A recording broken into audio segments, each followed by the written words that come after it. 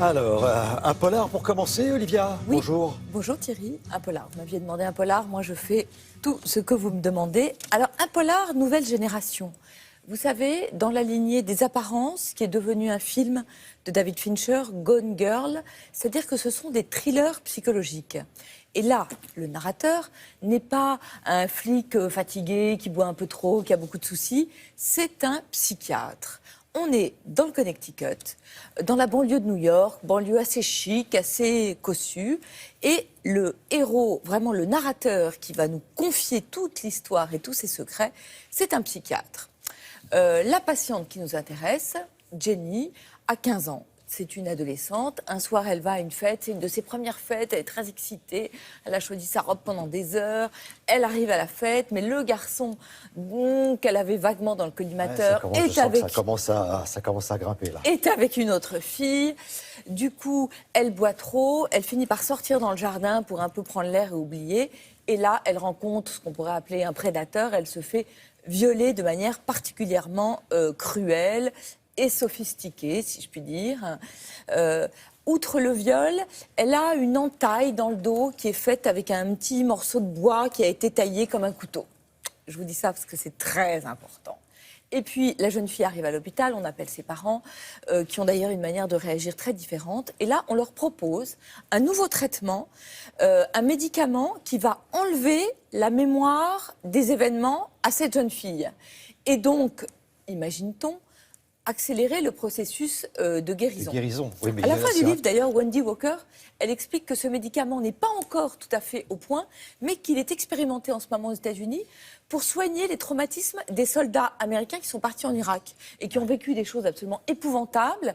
Et donc, on leur donne ce médicament qui va leur enlever le souvenir de l'événement atroce qui leur est arrivé. Alors certes, mais pour résoudre l'enquête, il faut quand même faire appel à la mémoire. Voilà. Alors là, on est très très mal pour résoudre l'enquête. Alors il y a un flic en plus qui n'est pas particulièrement actif, je dirais, qui n'est pas un suractif, qui est plus intéressé par sa carrière que par la résolution de l'énigme.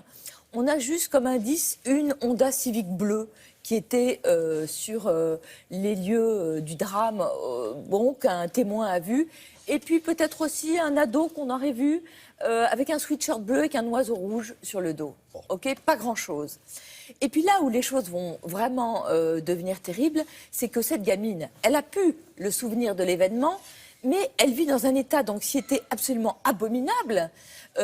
C'est comme si tout d'un coup, vous aviez par exemple très très peur d'aller dans l'eau, mais vous ne vous souvenez pas qu'un jour vous avez tenté de vous noyer.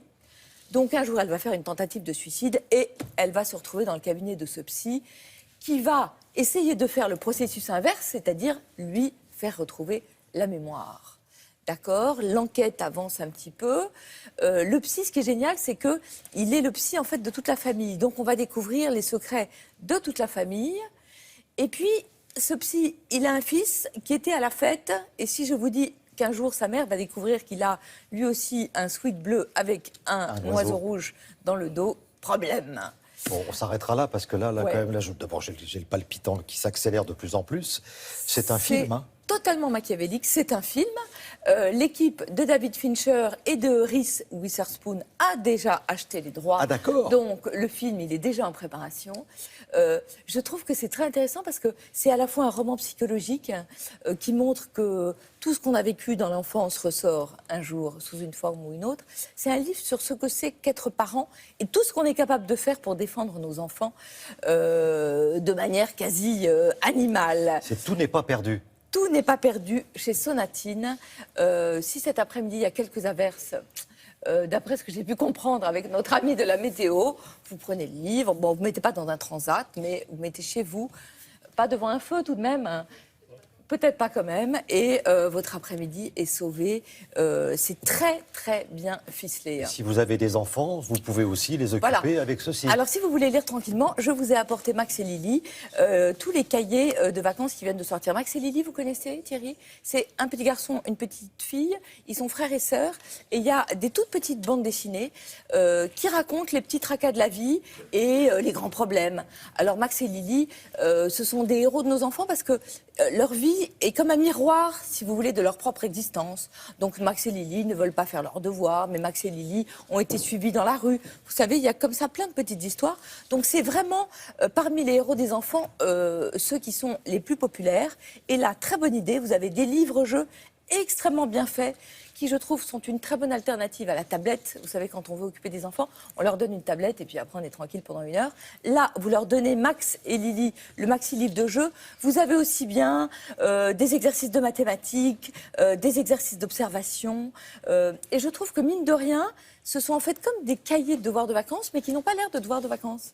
Vous voyez, c'est très malin. C'est chez Calligramme. C'est très finot et c'est toujours très drôle. J'aime beaucoup. Il y a un journal, mon journal Copain-Copine, qui vous permet de vous décrire, de décrire vos amis.